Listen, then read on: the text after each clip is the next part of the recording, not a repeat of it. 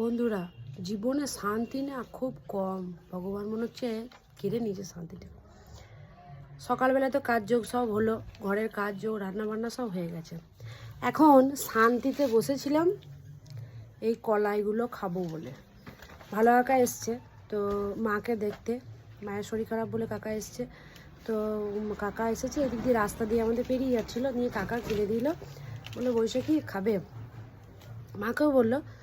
তো সবে রান্না বান্না শেষ করে এই মাত্র বসেছি এইগুলোকে হাতে নিয়ে খাবো বলে। ও বাবা, এই যে সঙ্গে সঙ্গে হাজির স্কুল থেকে। স্কুলে পরীক্ষা ছিল, ছুটি হয়ে গেছে, চলে এসছে।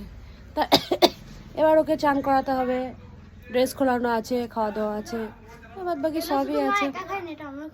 হ্যাঁ, শুধু মা একা খাবে, মাকে এত শান্তি দিলে হবে? কিছুতেই হবে না, শান্তি দেওয়াই যাবে না মাকে। ওই জন্যে এই দেখুন চলেও এসেছে সকালবেলায়।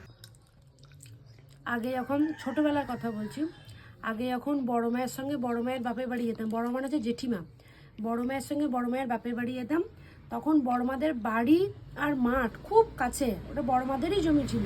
তো ওখানে এরকম কলাই চাষ করা হতো।